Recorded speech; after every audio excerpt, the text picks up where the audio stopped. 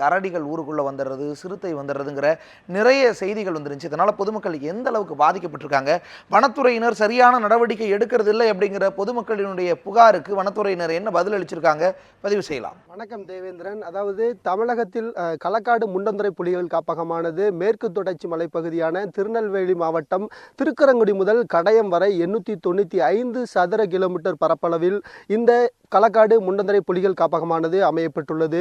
இந்தியாவின் 17வது புலிகள் காப்பகமாகவும் தமிழகத்தில் 2வது பெரிய காப்பகமாக செயல்படுகின்ற இந்த களக்காடு முண்டந்துறை புலிகள் காப்பகத்தை பொறுத்தவரையில் பல்லுயிர் பெருக்கத்திற்கு புகழ்பெற்ற இந்த பகுதியில் குறிப்பாக புலி, சிறுத்தை, யானை, மான், மிலா போன்ற அரிய வகை வனவிலங்குகள் மட்டுமின்றி உலகத்தில் வேறெங்கும் இல்லாத அரிய வகை தாவர இனங்களும் இங்கு உள்ளன. குறிப்பாக கடந்த ஆண்டு தேசிய புலிகள் ஆணையத்தின் சார்பில் நடத்தப்பட்ட அந்த கணக்கெடுப்பை பொறுத்தவரையில் 14 முதல் 18 புலிகள் இருப்பதாகவும் 60க்கும் மேற்பட்ட சிறுத்தைகள் இருப்பதாகவும் கண்டறியப்பட்டுள்ளன. இது மட்டுமின்றி பல்வேறு அரிய வகை வனவிலங்குகள் உள்ளன.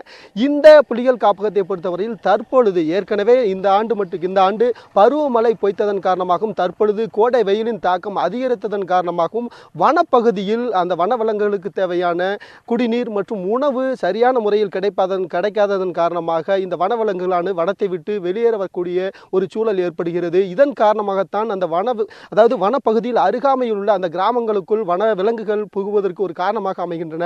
இதற்கு இங்கே வனவிலங்குகள் வரும்போது என்ன மாதிரியான நிகழ்வுகள் நடைபெறுகின்றன, இதனை தடுப்பதற்கு என்ன மாதிரியான நடவடிக்கைகள் எடுக்கப்பட்டுள்ளது, வனவிலங்குகளுக்கு தேவையான வசதிகள் எந்த அளவுக்கு செய்யப்பட்டுள்ளது என்பது குறித்து நம்மோடு பேசுவதற்காக கடையம் வனச்சரகர் இளங்கோ அவர்கள் நம்மோடு இணைந்திருக்கிறார். அவரிடம் கேட்கலாம். சார் வணக்கம். இந்த வனவிலங்குகள் இந்த கோடை தாக்கத்தின் மட்டுமின்றி எதன் காரணமாக அங்கிருந்து வனப்பகுதியிலிருந்து இந்த கிராமங்களுக்குள் போவதற்கு காரணம் என்ன?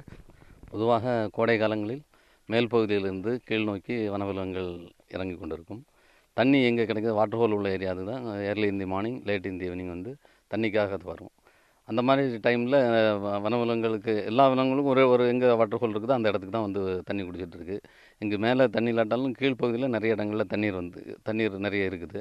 அது மட்டும் இல்லாமல் கோர் ஏரியாவில் நாங்கள் எங்கே தண்ணி இருக்குதோ அந்த ஏரியாவிலேருந்து பைப்லைன் மூலம் வெலாசிட்டியில் சில குறிப்பிட்ட இடங்களில் கொண்டு ப்ளைனாக இருக்கிற இடத்துல அந்த தண்ணியை பாண்டு கட்டி அதில் தண்ணியை ஊற்றி வனவிலங்குகளுக்கு நீர் ஆதாரமாகவும் மற்ற புல் பூண்டுகள் அங்கே நிறைய முளைக்கும் ஏற்பாடு செய்திருக்கிறோம். வனவிலங்குகள் குறிப்பாக ஒரு சில இடங்களை தவிர பிற இடங்களில் அனைத்தும் வனத்துக்குள்ளே இருக்கின்றது. நமது களப்பணியாளர்களுக்கு தீத்தடுப்பு காலங்களில் இரவு ரோந்து பணி மேற்கொள்ள அறிவுரை வழங்கப்பட்டுள்ளது. அதன்படி இரவு நேரங்களில் வராமல் இருக்கவும் அவங்க தொடர்ந்து களப்பணி செய்து கொண்டிருக்கிறார்கள். கண்டிப்பாக. வனக்குழுக்கள் காடுகள் பாதுகாப்பு சார்பாக 228 கிராம வனக்குழுக்கள் ஏற்படுத்தப்பட்டுள்ளதா செஞ்சாங்க. அவர்களுடைய பணிகள் என்ன? இது போன்று ஊருக்குள் விலங்குகள் புகும்போது அதனை தடுப்பதற்கு என்ன மாதிரியான நடவடிக்கைகள் நம்ம எடுத்திருக்கிறோம்?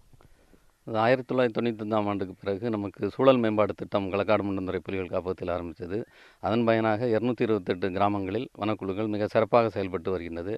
வனக்குழுவில் மக்கள் முக்கிய குறிக்கோள் என்னென்னா, அவங்க முன்னாடி காட்டை நம்பி இருந்தாங்க. இப்போ அந்த குழு ஆரம்பித்த பிறகு அவங்களுக்கு மாற்றுத் தொழில் புரிய திருப்பி செலுத்தும் கடனுதவி செய்து இப்போ யாருமே காட்டுக்கு போகிறதில்ல.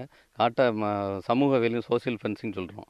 இப்போ களக்காடு முண்டந்துறை டைகர் ரிசர்வ் பொறுத்தளவில் கிராம மக்கள் இப்போ திருக்குறங்குடியிலிருந்து கடையம் வர ஒரு 110 கிலோமீட்டர் வனத்தை ஒட்டி உள்ள கிராம மக்களுக்கு மாற்றுத் தொழில் புரிய கடனுதவி செய்து திருப்பி செலுத்திட்டு இருக்காங்க. நல்ல 10% ரெக்கவரி வந்துட்டுருக்கு. இவங்க இப்போ காட்டில் சின்ன தீ ஏற்பட்டாலும் உடனே மக்கள் nearest range office forest office யாருனாலும் தகவல் சொல்லிடுறாங்க. மக்கள் பங்கீடு இதில் நல்ல ஒத்துழைப்பு. மக்கள் பங்கீடு இருக்குது தான் நமக்கு ஃபீல்ட் லேர்னிங் சென்டர்னு களப்பயிலகம்னு சொல்லி களக்காடு முண்டந்துறை டைகர் ரிசர்வ் அறிவிச்சிருக்காங்க. நல்லா செயல்பட்டு இருக்கு. மக்கள் ஆதரவு சிறப்பாக இருக்குது. கண்டிப்பாக. உலக தண்ணீர் தினமான இன்று இந்த தண்ணீரை பாதுகாப்பதற்கு வனப்பகுதியில் என்ன மாதிரியான நடவடிக்கைகள் எடுக்கப்பட்டிருக்கு? மக்கள் தண்ணீரை சிக்கனமாக செலவு செய்ய வேண்டும். ஏன்னா எப்பவும் நம்ம மற்ற ரெய்னி சீசனில் இருந்த மாதிரி நிறைய செலவழிக்காமல் இப்போ தண்ணி இல்லாதனால பாதி இடங்களில் விவசாயமே பயிரிடாமல் இருக்குது. டேம்லேயும் தண்ணி குறைஞ்சிருக்குது. அது மட்டும் இல்லாமல் ஊருக்கு போகும்போது நிறைய குளத்துலேயும் தண்ணி கொஞ்சம் மிக குறைவாகவும் இருக்குது, இல்லாத குளமும் இருக்குது.